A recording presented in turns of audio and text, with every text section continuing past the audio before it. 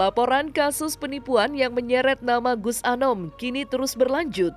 Ya, setelah resmi dilaporkan pada 12 September silam, kini pihak I.O. yang merasa ditipu oleh Gus Anom hingga sampai saat ini masih terus mengejar sang pendakwah dan berharap ada kejelasan hukum yang dapat ditegakkan. Bahkan saking geramnya dengan Gus Anom, pihak I.O. pun kini meminta kepada pihak aparatur negara untuk segera menangkap Gus Anom setelah diduga melakukan penipuan senilai 200 juta. Lantas, seperti apa penjelasan pihak I.O. mengenai permintaan tersebut? Karena persoalan ini sudah kita serahkan ke kepolisian ya. Dalam hal ini kan tentunya polisi lebih tahu apa yang harus diambil langkahnya. Mereka lakukan penyelidikan, kemudian nanti mereka lakukan penyidikan. Setelah itu mereka akan segera menetapkan Gus Anom menjadi tersangka, kemudian ditangkap dan ditahan. Itu target kita. Segera tahan, segera tangkap orang ini, jangan sampai dia menghilangkan barang bukti, jangan sampai dia mengulangi perbuatannya kembali, jangan sampai dia melarikan diri. Jadi kami minta kepada kriminal khusus Polres Tangerang Selatan, tangkap dan tahan dia. Iya, banyak, ada beberapa artis yang juga menghubungi saya termasuk Agis Bintang Pantura. Ya kan, sama manajemennya Hijau Daun, itu juga sudah komunikasi dengan saya. Pokoknya Bang, kita jangan sampai orang ini lepas, orang ini licin, tadi yang seperti Mbak bilang ya kan. Kita harus betul-betul pantau ya kan, dan alhamdulillah informasi terakhir dari Polres bahwa prosesnya sudah naik ke penyidikan. Artinya kalau udah naik penyidikan ya sebentar lagi tersangka gitu. Artinya bukti itu cukup untuk menetapkan dia sebagai tersangka, kemudian dilakukan penahanan dan penangkapan. Iya, ini memang beban moral juga di kami. Kami hadir di awal ingin menjadi seorang mediator. Kenapa sampai saat ini ada beberapa bintang tamu yang hadir di situ, kami sudah kontekan, bahkan sudah ada beberapa orang bertemu. Juga untuk pelapor kita juga sudah komunikasi dengan baik. Bang Yadi juga kami sudah datang ke rumahnya silaturahmi dengan baik. Kami berharapkan bukan menjadi versus sebenarnya, tapi kami menjadi sebagai penengah untuk memberikan solusi, ya dalam artian sebagai mediator. Jadi kalau ditanya apa harapannya, kami maunya tetapnya damai, itu aja. Tapi pertanyaannya kapan, ya inilah yang mau saya dan tim untuk menggali lagi dan lagi mengenai berapa sebenarnya pertanggungjawabi dan dengan cara apa membayarnya. Karena itu adalah hal yang sangat privat dari klien kami sendiri perihal mengenai sumber dananya. Walaupun kami sudah mencoba, tapi ada beberapa data kepemilikan aset yang belum kami pegang. Jadi kami tidak bisa berbuat lebih. Ya, masalah mengenai Bang Yadi, kami tentunya dia punya lawyer ya. Jadi kami ada kode etik. Dan tadinya saya bisa komunikasi lebih intens dengan beliau, tapi untuk saat ini saya menutup diri untuk komunikasi karena paham benar apa itu namanya kode etik, ya prinsipal masing-masing, hanya bisa komunikasi ke prinsipal masing-masing terkecuali diizinkan oleh lawyernya. Jadi kalau dikatakan ada laporan, kami menunggu. Kalau memang ada LP-nya, kami tunggu untuk kami bisa berhak memberikan hak klarifikasi. Ya, itu terjadi sebelum kami ditunjuk sebagai kuasa hukum. Ya, pertanyaannya kami mengetahui nggak informasi? Oh, sangat mengetahui. Kenapa? Karena kami silaturahmi datang ke rumahnya, bahkan untuk istrinya Bang Yadi kami pun ngobrol langsung. Ya, bahkan ruangan per ruangan. Kenapa saya sampai detail begitu? Karena di awal memang ingin membantu, ingin membeli unit rumahnya beliau. Karena terlilit hutang di bank, belum bisa dibayar cicilannya. Jadi mau tidak mau kami menanya, jadi hal yang sangat privat. Dan itu kami sudah mengetahui. Dan untuk pertanyaannya apakah itu benar atau tidak, kami tidak bisa menjawab. Kenapa? Itu di luar dari kapasitas kami dan bukan berhubungan dengan pasal yang disangkakan ke dalam perkara. Termasuk mengenai Bang Yadi, saya nggak tahu untuk apa itu diceritakan. Ya, untuk apa hubungannya dengan perusahaan, tidak tahu.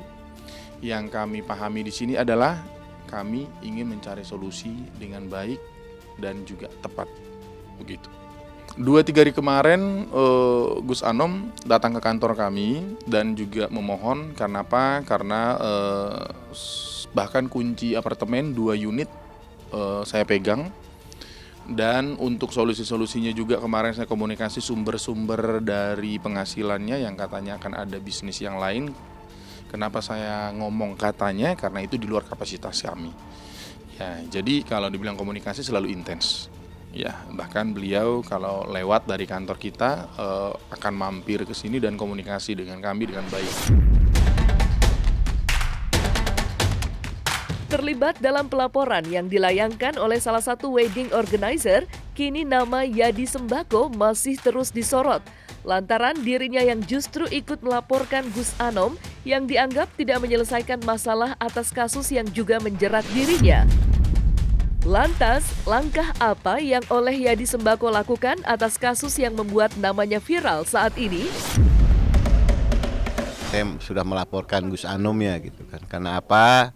Karena yang pertama memang kita tunggu-tunggu gitu kan. Apa yang dia janjikan, apa yang dia sudah tuliskan secara lisan, apa yang beliau sudah keluarkan di statement-statementnya, ya kan, akan membayar, akan menyelesaikan semuanya gitu kan sebagai komisaris dan yang punya perusahaan. Karena Gudang Artis Mintaraga, Ricky Mintaraga nama beliau, itu dari namanya aja udah ketahuan itu perusahaan punya beliau. Kalau saya ini walaupun direktur juga karyawan gitu dan mencakup semuanya, pelayan juga, ya kan, pengabdi juga, semuanya dah, ya kan. Jadi apa yang saya rasakan ya udah saya ungkap aja sekarang, ya kan.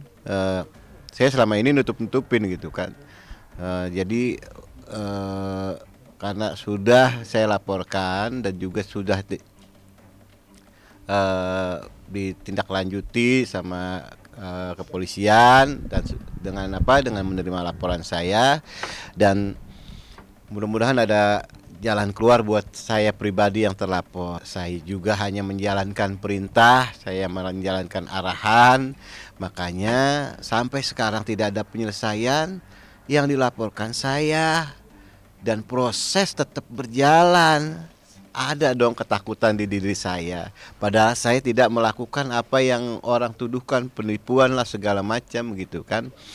Tapi memang yang tanda tangan saya sebagai direktur, penanggung jawab juga saya, dicek juga ada saya, makanya apa yang saya lakukan ini sebagai upaya mudah-mudahan ada keadilan di sini, ya kan, yang bisa meringankan saya untuk mencari sebuah pembenaran gitu. Bukan seperti ini aslinya, walaupun kenyataannya saya seperti ini, tapi ceritanya bukan begini gitu. Jadi yang pasti kita sudah laporkan, dan makanya mungkin ramai lagi ya. Selama ini mungkin orang melihatnya jadi nggak berani ngelaporin, jadi karena takut. Karena apa? Saya nggak ada takut, nggak ada yang ngancem gitu kan. Tapi sekarang saya wajib membela diri saya karena proses tetap berjalan, sedangkan Gus Anomnya tidak ada penyelesaian. Kan saya nggak mau berlama-lama, capek saya kayak gini. Walaupun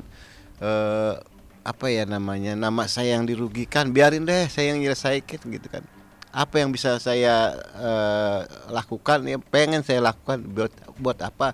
Buat menyelesaikan gitu. Jangan cuma ngomong doang, mau jual apa, nyatanya sampai sekarang nggak ada gitu kan.